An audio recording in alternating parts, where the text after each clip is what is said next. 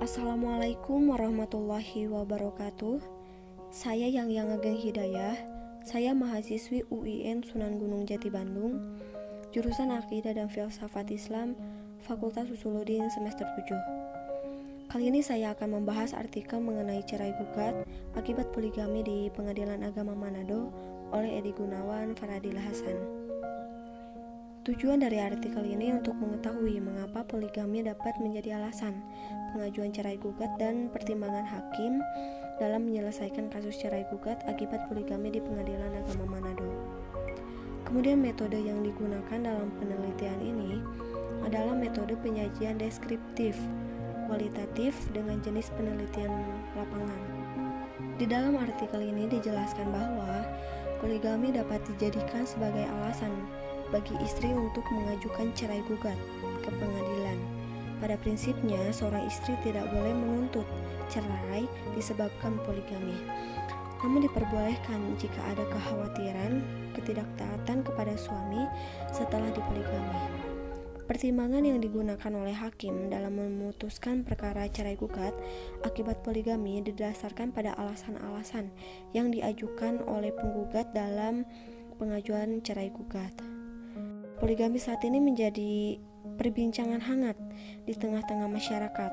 Aksi pro dan kontra terus berdatangan menyikapi permasalahan, termasuk di kalangan para aktivis perempuan, terutama kalangan feminis yang menganggap bahwa poligami merupakan salah satu wadah penindasan kaum laki-laki kepada perempuan. Bahkan pandangan ini seakan-akan memperoleh legitimasi dengan adanya praktek-praktek di tengah masyarakat yang tidak sesuai dengan tuntutan Islam. Pendapat lain menyatakan bahwa dilarangnya poligami justru menjadi pemicu dan cenderung melegalisasi prostitusi. Berbagai pendapat terus mengalir kian semarak.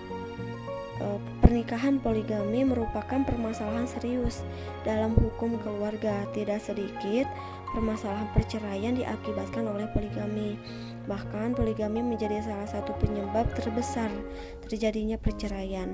Kebanyakan istri pertama memilih mengajukan cerai gugat karena tidak ingin dijadikan sebagai istri tua yang katanya kurang mendapat perhatian lagi dari seorang suami. Ketika saya mencoba menganalisis, cukup setuju dengan penyajian yang dijelaskan oleh artikel ini, dengan alasan dalam rumah tangga mungkin sulit digambarkan tidak terjadinya sebuah percekcokan, akan tetapi percekcokan itu sendiri beragam bentuknya gitu. Ada yang ibarat seni dan irama dalam rumah tangga dan tidak mengurangi keharmonisan, dan ada pula yang menjurus kepada kemelut yang berkepanjangan dan bisa mengancam perkawinan. Bila mana hal ini terjadi, maka salah satu di antaranya akan terjadi, yakni antar suami istri terdapat kesepakatan untuk tidak berpisah meskipun dua hati itu sudah berlainan arah sehingga tidak lagi merasa tentram dalam rumah tangga mereka. Hal ini mungkin saja terjadi dengan berbagai pertimbangan yang sangat dewasa, misalnya karena pertimbangan kekeluargaan disebabkan suami istri itu dipertemukan antara kerabat dekat, atau karena sudah mempunyai keturunan yang lebih yang bila terjadi perceraian akan mengakibatkan anak-anak mereka terlantar dan menderita. Untuk itu meskipun pahit, suami istri tetap mampu menahan diri, sepakat untuk tetap berada dalam tali perkawinan dan bergaul sebagaimana layaknya suami istri. Kemudian alasan yang lebih kuat gitu ya, dari alasan yang lebih kuat untuk mengundang perceraian, yang pertama yaitu istri pertama ingin memiliki suami seutuhnya, jasmani dan rohani. Suami hanya miliknya, apalagi jika suami kaya raya, pintar usaha, tampan dan ideal. Tidak seorang pun perempuan yang boleh mengambil hati suaminya, apalagi harta bendanya. Kemudian yang kedua, tidak terjadi komunikasi yang baik antara suami dan istri.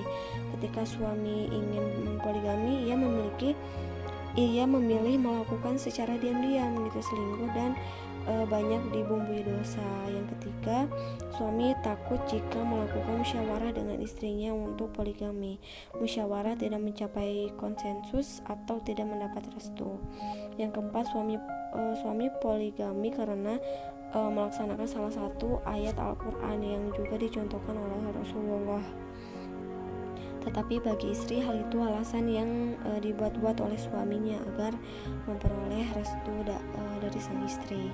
Dan yang terakhir adalah tidak ada dalil yang menyatakan bahwa suami harus meminta izin istri ketika poligami, tetapi istri tidak rela diselingkuhi dan dibohongi oleh suami. Nah, mungkin itu sedikit ya pemaparan terkait poligami. Mungkin sekian. Assalamualaikum warahmatullahi wabarakatuh.